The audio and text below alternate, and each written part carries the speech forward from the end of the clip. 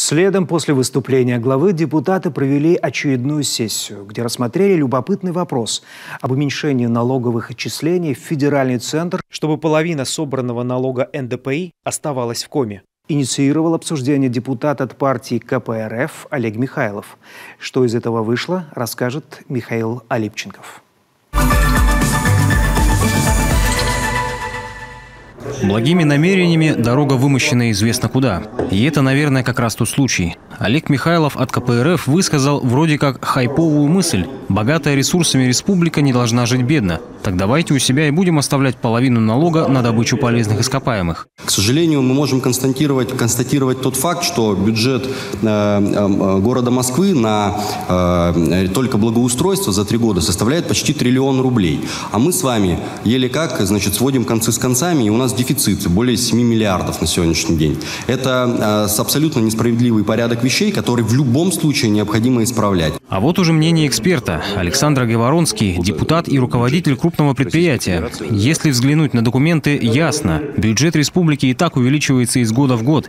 И прежде чем заявлять о перераспределении налоговых потоков, нужно бы самим научиться осваивать деньги. Вот у меня 2 такие бумажки прекрасные. Я вот ВКонтакте сейчас выложил тоже. 19-й год. Исполнение расходов республиканского бюджета.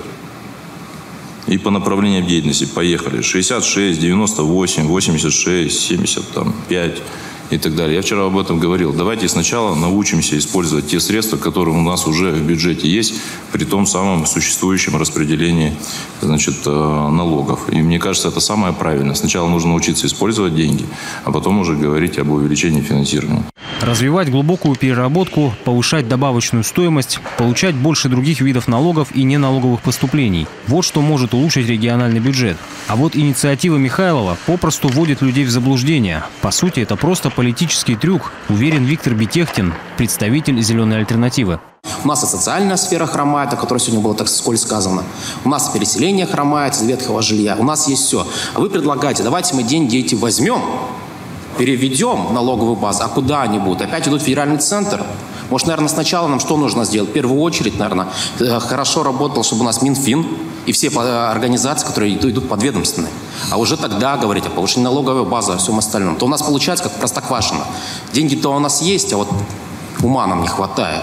Автор даже не представляет, чем его инициатива может обернуться для самой республики, говорят финансовые эксперты. Сбалансированность бюджетов – это не шутки и далеко не та тема, на которой нужно зарабатывать политические очки. Вот представим, этот закон приняли. Мне, как депутату от Усинска, очень здорово. Я вот думаю, Вячеслав от Ухты порадуется, Вуктыл у нас выиграет. Все.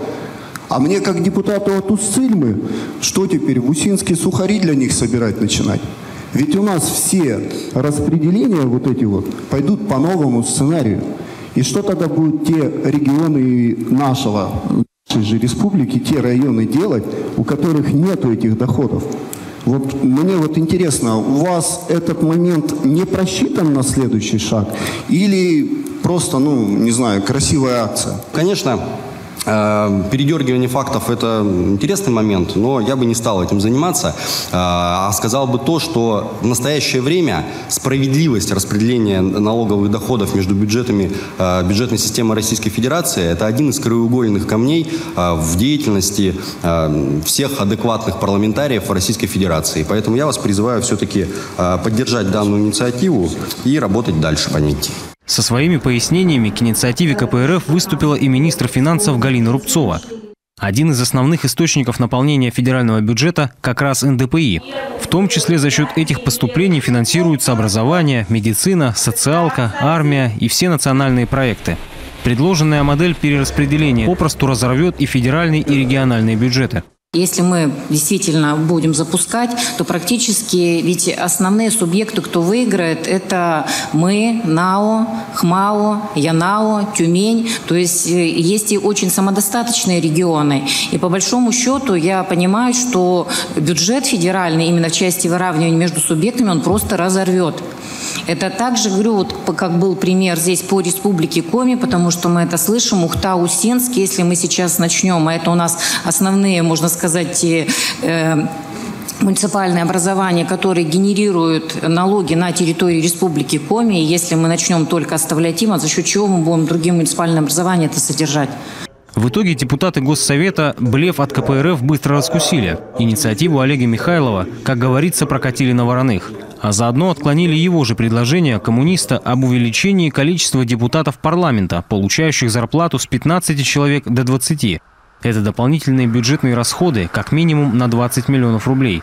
И вообще, коммунистам стоило бы быть последовательным. За свою популистскую идею про разделение доходов 50 на 50 они собирают подписи населения. Но при этом в Госсовете голосуют против инициативы о сохранении льготы по высоковязкой нефти.